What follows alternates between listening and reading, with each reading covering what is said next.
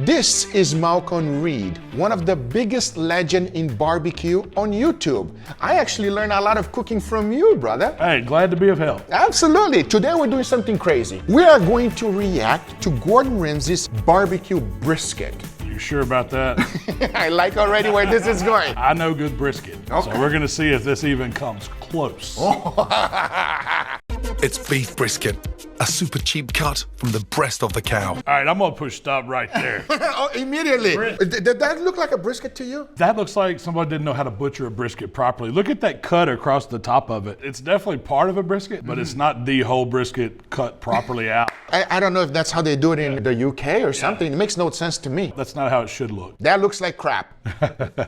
Must say it. It's underused in the UK, but loved by American cousins, and used for incredible deli cuts like pastrami and succulent salt beef.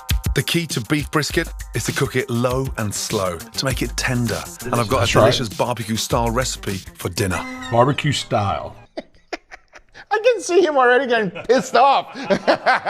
So if I hear barbecue style, I'm expecting some type of a smoker or grill outside, real fire, with real smoke to give us the essence of barbecue. That's what we need to see. I agree 100%. We're creating barbecue-style beef brisket with crunchy coleslaw and sweet potato wedges. That's a barbecue dinner. Brisket, a good coleslaw. You can see a wonderful outdoor kitchen that he's going to smoke with.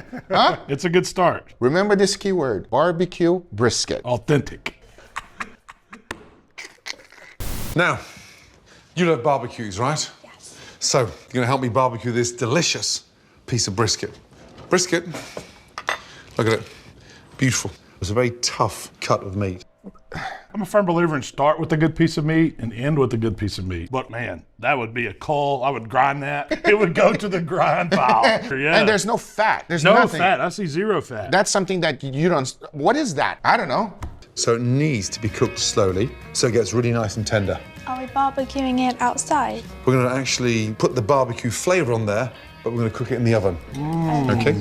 So, mustard powder. Right away. Okay. We're roasting or braising. We're not barbecuing. Absolutely. Yeah. This is about to be real good over here. I know what's fixing to happen. I know what's coming. Okay, let's see how he's going to infuse that smoky flavor that is impossible to get anywhere else but outdoors. Here, we have some celery seed. Next, a little bit of salt in there. A little bit. That's not enough salt for brisket. That's not. Now, what's the first thing you put on picanha? Salt. First thing we put on brisket, salt, and it likes a coarse salt, and you need it. The beef, that big cut, needs the salt. I agree. And most people make that huge mistake of not seasoning enough with salt. That's correct. You got to put the seasoning on it. Okay, what's this here? Cumin. Smoky cumin, okay. That's in barbecue rubs. We're building a barbecue rub. Good. Cayenne pepper. Fresh pepper on there. I'll give that a little mix. Okay, so he's basically making a barbecue rub. What do you think about his rub? It seems That's reasonable. pretty standard. It's got some of the standard ingredients you'd expect to see. You know, it's got a little cayenne for some heat. He had the cumin for the smokiness, the mustard powder, a little bit of salt. I think you need a lot more salt, a lot more black pepper. A lot more black pepper. To me, brisket is salt and pepper. That's what we do in Texas, and that's the best. When you talk about bark on a brisket, that's what creates it. Malcolm, what do you think about people that says that they only season their brisket with salt and pepper? Do you think that's really true, or they're always adding something else? Especially because you've been to a lot of competition. The competition barbecues, we take it to 11. We go, we take it to the next level because we're trying to really impress or wow those judges, and that's one bite barbecue. One bite. But when we're cooking at home, or you're going to a lot of these famous barbecue restaurants that are all over the state of Texas that, have these long lines, people show up to eat their brisket. A lot of times it's a purist. It's about that good quality beef. It's about the smoke on their pits, and it's about the salt and pepper crunch, the bark they get. And most of the time, what you said right there, the crunch comes from the pepper and also the salt that being crystallized on the top. That's correct. And the little bit of 1/4-inch trim of fat that you leave on top. That's what turns into that meat candy that gets right. I mean, it makes really barbecue brisket what it is. I couldn't agree more, 100%. What we've got to do now, with all those spices, is sear them in. A couple of tablespoons of olive oil into the tray. Well done. Very good. That's getting nice and hot now. You get your brisket, all that spice. Lay that in there nicely. Okay, so now we'll start colouring it. As you start to sear in, You smell those spices? Yep. Have you ever seared the brisket before you actually make No, barbecue? no, this is typical braise. You're gonna lock in, you're gonna create that crust on the outside. I used olive oil. I would have liked it, if we're gonna do this, let's use some beef tallow. I couldn't agree Let's more. sear it in some beef tallow. Now this, I mean, it's gonna get cooked. I promise you it's gonna get cooked. Is it barbecue? I beg to differ. I want you to get the onions, nice and carefully, slice them down. Not too thin, but just like you're chopping them. Take your time. Smell all those spices now? Good girl. I know exactly what's going down. So the onions are gonna go in the pan. There's gonna be some type of liquid. You know, typically it'd be red wine or something like that. I guess you could use beer or something like that. I saw that. You saw that? King of beers. Good health to you and your brisket. Good health. Okay, now this is where it gets really exciting. I want you to lift the brisket up and put it on top of the onions.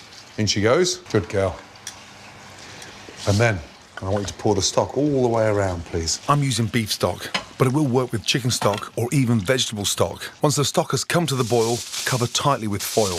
So he's doing exactly what you expected, huh, Marco? Yes. He's braising it. That's exactly what this is. It's a braise loosely with barbecue flavors. The way he added the tomato and he caramelized the onion, that's gonna give it a barbecue sauce kind of flavor once all those meat juices cook out of that. He added the beef broth, that's gonna cook down. And so the seasonings and spices, you're gonna have some barbecue flavor. It's not gonna be very, very potent. You wouldn't taste it and think, oh, this is the best barbecue I've ate, I promise you. But the main ingredient of barbecue meats is what? Smoke and fire. Smoke and fire.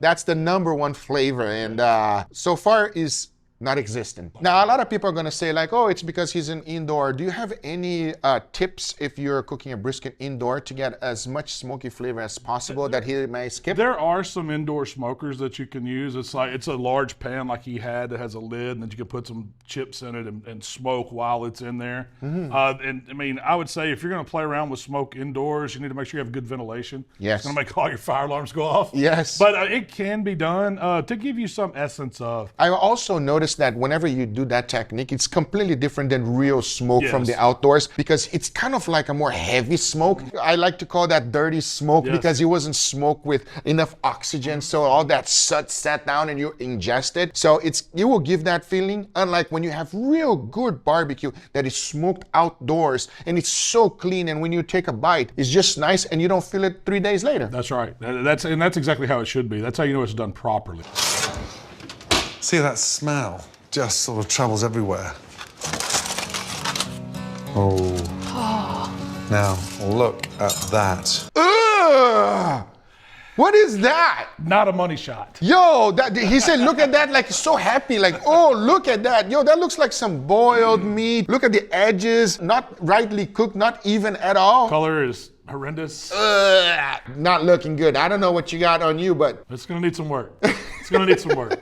All right. So we're gonna leave that to rest. What does resting mean? Resting means where you've cooked a joint and you just leave it to relax. So it'll make the meat so much more tender. Now this is a great tip. He is exactly 100% correct on resting brisket. I think they need at least 2 hours when you take them out of the heat, but it just gives the juices time to calm down. You know, we've pushed all that juice out. It lets it soak back into the meat. We want to hold these briskets at 140 degrees, and that's what you'll see a lot of these restaurateurs do, like in Texas, and they just hold it for hours. Do you think 140 is the right temperature to hold it, or can people go higher and cook it for less or lower? Is there a danger zone that they got to be careful with, Malcolm? So the 140 is the danger zone threshold. So you want to be above 140 is the okay. 140. Yeah, 140 is okay. Oh, so if you go like, if you hold that 120, then bad. You don't want it because there's a zone where bacteria can grow in meat at a certain time, under a certain temperature, and 140 is what's recommended to keep it above while you're holding it. Got it, okay. I'm no food scientist. This is what I've been told. Well, I'm glad you said that because I have held some foods at very dangerous zone.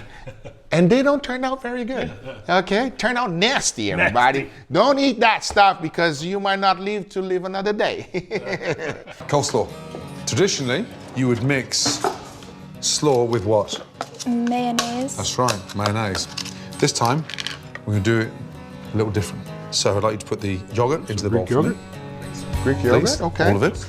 I'll start slicing the white cabbage and the red cabbage. Now, from there, a nice tablespoon of mustard in there, please. Give that a nice mix up.